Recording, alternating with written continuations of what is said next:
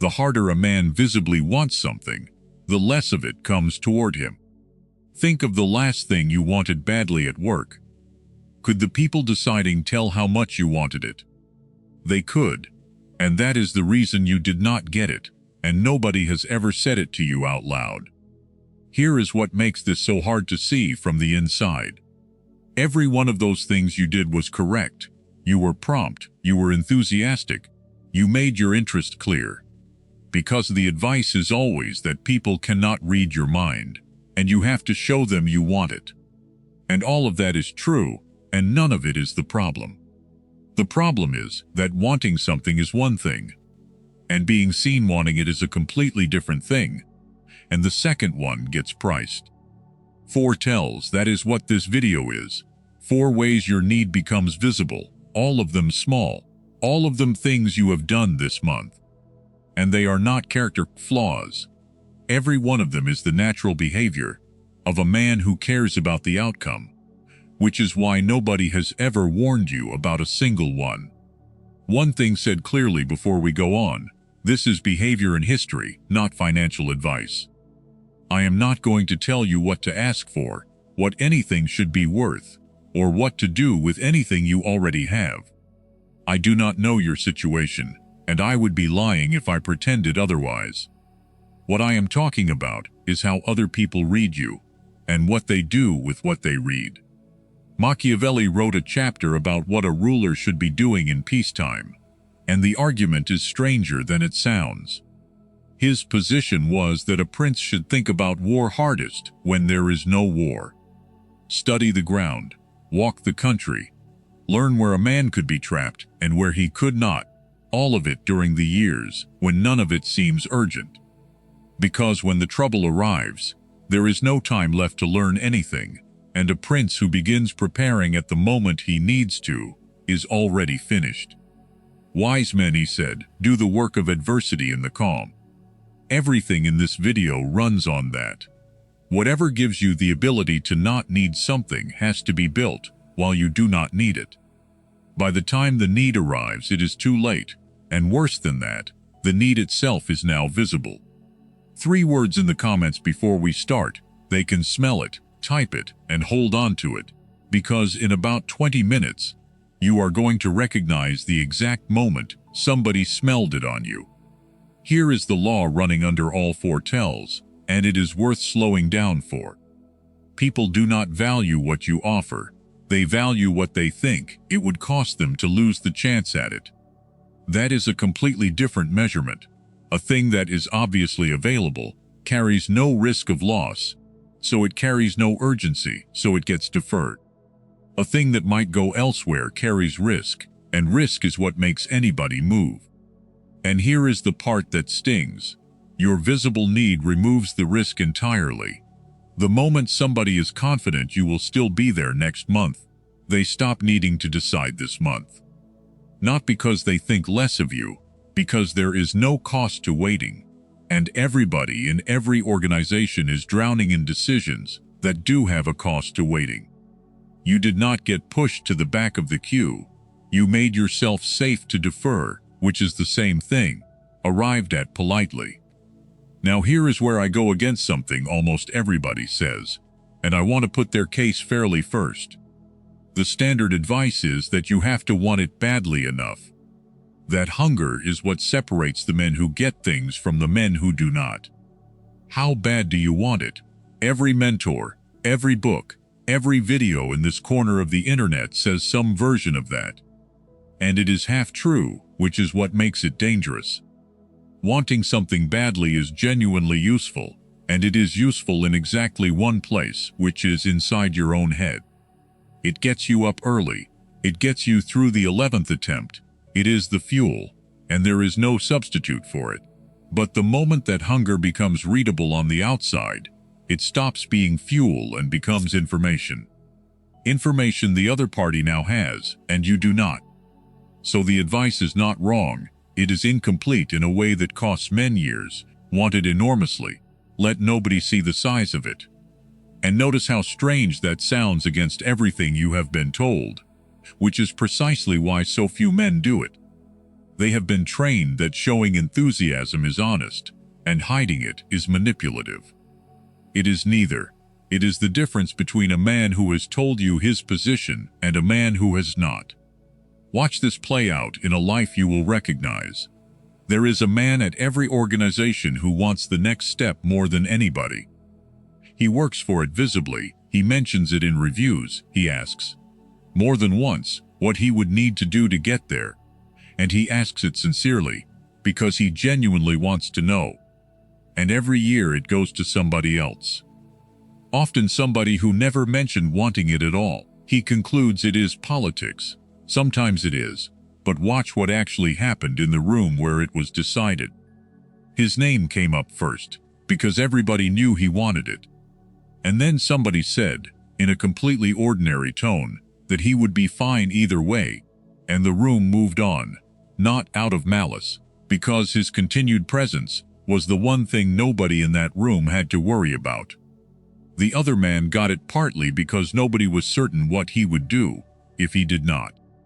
And it gets worse the more sincerely he wants it. A man who mildly wants something is mildly readable. A man who has organized 3 years of his working life around wanting it is completely readable. And he is readable to everybody all the time, without saying a word. His sincerity is the leak, not his ambition, the visibility of it. Sit with that, because it explains a decade for a lot of men. He was not passed over, despite how much he wanted it. He was passed over because of how much everybody could see he wanted it, and there is no way to want something that hard for that long and hide it after the fact. So foretells, learn them by name, because you have produced all 4 and thought each one was good manners, and the men in the pack who can name all 4 will stop wondering why the room keeps deferring them. The fast yes, the unasked reason, the early follow-up, the visible relief, none of them is a mistake in isolation. All 4 together are a full description of your position, handed over for nothing. Tell 1. The fast yes. The first tell is the fast yes. Something is offered or half-offered, and you accept before the sentence describing it has finished. Not out of desperation, out of enthusiasm, and out of a completely reasonable fear that hesitation looks like ingratitude. Here is what a fast yes actually communicates, and it is not enthusiasm. It says you were not evaluating. A man who takes a beat is a man who was weighing the thing against something else, and the existence of that something else is the whole question. A man who answers instantly has told you there was nothing on the other side of the scale. And there is a well-documented version of this in a place you would not expect. In 1971, 3 petroleum engineers named Capon, Clapp and Campbell published a study of oil lease auctions, and what they found has been repeated across dozens of fields since. The winning bidder systematically overpaid, not sometimes, systematically. And the reason is structural rather than psychological. In any competitive situation, the man who wins is by definition the man who valued it most, which means he is also the man most likely to have overvalued it. Look it up under the winner's curse. The lesson is not that you should want less. It is that being the most eager party in any room is a position with a known cost, and the cost is paid by whoever is most obviously in it. The move here is 4 seconds, not a strategy, not a tactic. When something you want is put in front of you, let 4 seconds pass before you answer. Say you will think about it and come back tomorrow, even when you already know the answer is yes. You are not playing a game. You are declining to hand over information that nobody asked you for. I finish reading first word before the second tell. When something you wanted was offered, did you take a beat, or did you say yes immediately? Beat or immediately. That is the whole comment, and I suspect the honest split is about 4-1. Tell 2. The unasked reason. The second tell is the unasked reason. You want something, and along with the wanting you supply the why. You explain that you have been waiting a long time for this, that it would mean a great deal, that you have been working toward it since a particular year. all of it true, none of it requested, and here is the mechanism which is precise. A reason is a lever. The moment somebody knows why you want a thing, they know what it would cost you not to get it, and a cost to you is a card in their hand. Notice the asymmetry. When they hold the reason, they can weigh your need against everything else on their desk. When they do not, they have to weigh the thing itself. There is a second cost, and it is quieter. A man who explains why he wants something has, in that same sentence, explained why he might not deserve it. Because every reason contains a story about what you lack, and once that story is in the room, it is very difficult to remove. I want to be careful here, because the wrong reading of this is to become evasive, and evasive men are transparent and unpleasant to deal with. The correction is narrow. Answer what is asked and stop. If they want to know why it matters to you, they will ask, and then you tell them honestly, because a question deserves a real answer. What you stop doing is volunteering it, in a corridor, to nobody, because the silence felt like it needed filling. I give no reason. Tell 3. The early follow-up. The third tell is the early follow-up, and it is the one almost nobody sees as a tell at all. Something is under consideration, a timeline was mentioned, or implied, or you simply know roughly how long these things take. And you check in before that time is run. You do it politely, you have a reason ready, you attach it to something else, so it does not look like chasing. It looks exactly like chasing, and here is why. The timeline is theirs. That is what a timeline is. When you make contact before it has expired, you have communicated that their clock is not the one you are running on, and the only reason a man runs on a different clock is that he cannot afford to wait. And the effect is not that they get annoyed. Almost nobody gets annoyed. The effect is that the file gets updated with one piece of information. This one is anxious about it. Once that is in the file, everything you do afterwards is read through it. A follow-up that would have been neutral now reads as pressure. Patience that would have read as confidence now reads as strain being managed. The correction is simple, and it is difficult in exactly one way. You wait past the point where waiting feels like losing. Whatever timeline was given, add a third to it before you make contact.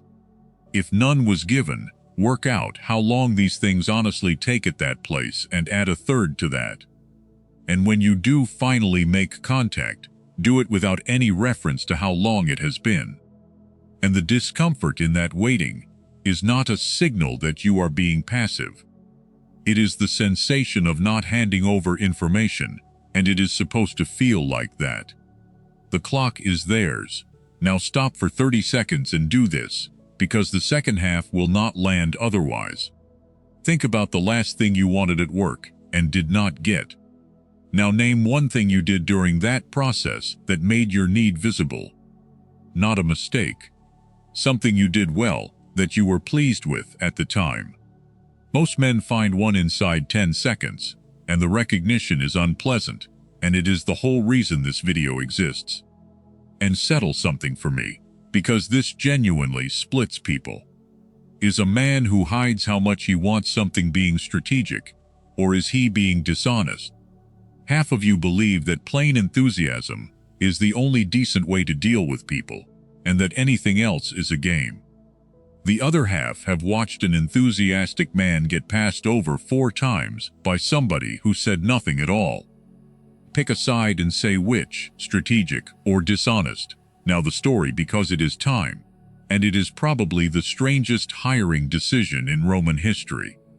Around 458 years before the Common Era, Rome was in serious trouble. An army had been trapped by a neighboring people, surrounded in hill country, and the situation was bad enough that the Senate reached for the most extreme instrument it had.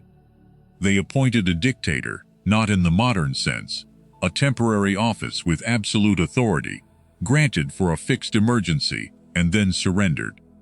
Absolute power over the republic handed to one man. And the man they went to was not in Rome. He was on a small farm across the Tiber, working his own land, and by the accounts that come down to us, the delegation found him at the plow. He had held office before, he had a name, he was not a nobody, but at that moment he was a man with 4 acres, and no visible interest in any of it. Now here is the part that matters, and it is not the part the story is usually told for. Ask why they went to him. Rome was full of capable men who wanted that authority, and every one of them was in the city, available, and would have taken it in a heartbeat. That was exactly the problem. Absolute power is only safe to hand to somebody you are confident will give it back. And the only evidence anybody has of that is a man's demonstrated indifference to holding it. Every ambitious man in Rome had disqualified himself by being ambitious in public. He took the office, and by the traditional account, he resolved the emergency in about 15 days, and then resigned an authority he could have held for 6 months, and went back to the farm. And then roughly 20 years later, they came for him again. So the returns on that indifference were not one appointment. They were a standing position as the only man in the Republic who could be handed anything, because he was the only one who had proved he did not need it. Now I want to be honest about the sourcing, because this matters more than the story does. Cincinnatus sits close to legend. The main account comes from Livy, writing about 400 years after the events, in a period when Rome was actively looking for examples of old-fashioned virtue. Serious historians treat the details as uncertain, and some treat the whole thing as substantially constructed. Look it up under Cincinnatus and the First Dictatorship, and read the arguments about it. What is not in dispute is that the Romans themselves believed this was how power should be handed out, and what they chose to believe about it is itself the useful part. Tell 4. The visible relief. Which brings us to the 4th tell, and it is the one that arrives too late to fix. The visible relief, the thing lands, you get it, and something crosses your face, or comes through in your voice, or shows up in how fast you reply, and it is unmistakable to anybody who is looking. You think the whole thing ended when the answer came. It did not. It ended about 4 seconds later, when you told them what it had meant to you. Because relief is the most precise signal a man ever gives. Everything else in this video is inference. Relief is a direct readout of how much was riding on it, and it arrives at the exact moment the other party is deciding what to think about the arrangement they just made. And that reading does not stay in the room, it goes into the next conversation about you, and the one after that. Because a man who was visibly relieved is a man who was worried, and a man who was worried had no alternative. There is research worth knowing about here, and it is about what need does to the man carrying it, rather than to how he looks. In 2013, Melanchthon and Shafir published work on scarcity, and their central finding is that not having enough of something occupies mental bandwidth in a way that measurably degrades decisions in completely unrelated areas. Look it up under scarcity and cognitive bandwidth, which means need is not only visible, it is also actively making you worse at the thing while you are doing it, and the two compound. The correction here is not to perform indifference. Performed indifference is transparent, and it is worse than relief, because it reads as contempt. It is narrower than that. When something good lands, you take the 4 seconds again. Acknowledge it plainly, without adjectives. Thank you, that is good news. I will get started on Monday. Then let the conversation be over, and go and feel whatever you feel somewhere that is not in front of them. Nothing lands on my face. Name yours 1 to 4. The fast yes, the unasked reason, the early follow-up, the visible relief. 1 digit, that is the whole comment, and you knew which one before I finished the list. I think most of you are 3s, and that the 4s are the ones this will sit with longest.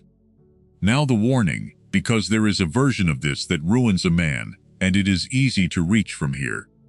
You can take these 4, and become somebody who never lets anything show. Nothing agreed quickly, nothing explained, Nothing acknowledged when it goes well, and it does work for a while, in the narrow sense that nobody can read your position. What happens next is that people stop offering you things.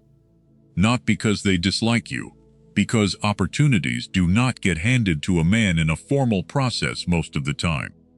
They get mentioned to somebody who seemed like he might be interested, in a corridor, before anything is decided. And a man who has trained everybody that his reaction is unreadable has also trained them that they cannot tell whether he would want it. So they mention it to somebody else, and you never find out it happened. Here is the exact line, and it is not a compromise.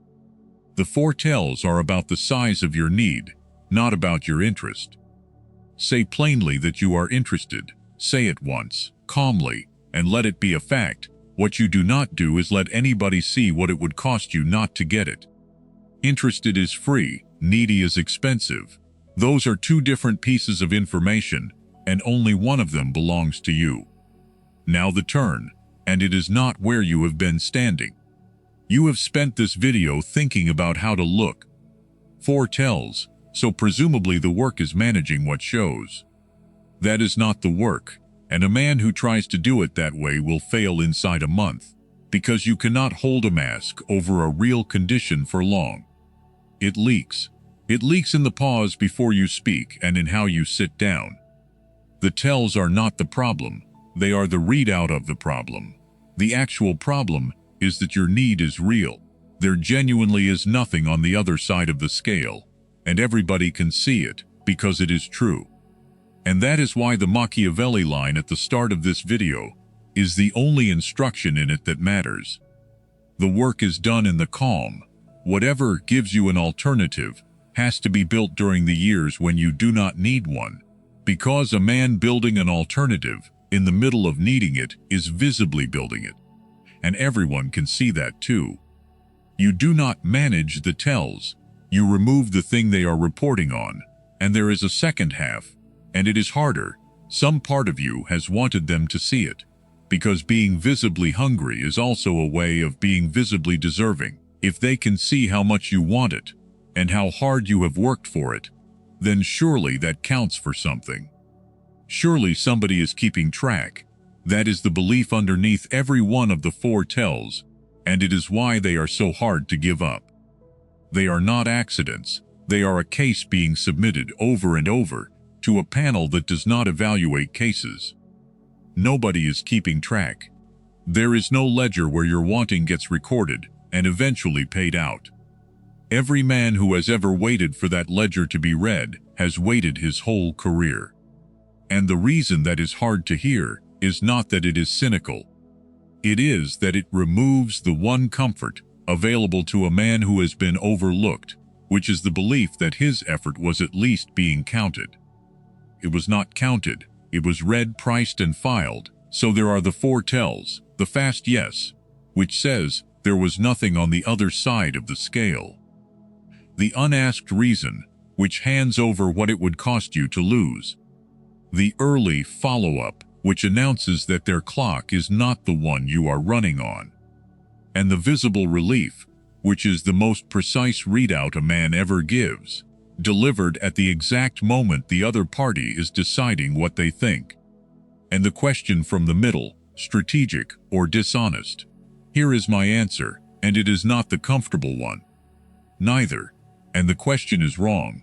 Nobody is entitled to know what a thing would cost you. Your position is not a fact you owe anybody, any more than they owe you theirs. And notice that the other side never volunteers it. They never tell you how badly they need this filled, what the alternative costs them, or how long they can wait. Nobody calls that dishonest. It is simply understood that a man keeps his own position. You have been holding yourself to a standard nobody else in the room has ever been asked to meet. So what changes? One habit, not a plan. 4 seconds, that is the entire instruction. The next time something you want appears, and every time after that, 4 seconds pass before you respond. When it is offered, 4 seconds. When it lands, 4 seconds. When the silence gets uncomfortable and you want to fill it with a reason, 4 seconds. That is not a strategy, and it will not make you mysterious. It will simply mean that what comes out of you afterwards was chosen rather than leaked. And almost everything in this video is a leak rather than a decision. And in the calm, when nothing is riding on anything, build the alternative. Not because you plan to use it, because a man who has one does not have to manage his face, and a man who does not have one cannot manage it for long, no matter how disciplined he is. Here is what arrives, and it is not what you expect. Not more offers. At first, what arrives is that the next conversation happens at a different speed. They take longer to respond, and they are more specific, and somebody asks you a question they did not need to ask before. That is what it looks like when your position stops being obvious. 6 lines, they are yours now, they can smell it. I finish reading first, I give no reason. The clock is theirs, nothing lands on my face. I build it while calm. One of those went in harder than the other 5. Put it below with your tel number beside it. And I read all of them. And if you think I am wrong that hiding the size of your need is legitimate, say so properly, because that is the part of this I would most like to be argued out of. Subscribe if this is the kind of thing you want more of. You are one of the pack now, whether you signed up for it or not. Next time, there is a specific way that men who are hard to move actually operate, and it has nothing to do with working more hours. Say it one more time and mean it. They can smell it. 4 seconds. And remember why they went looking for a man who was not in the room.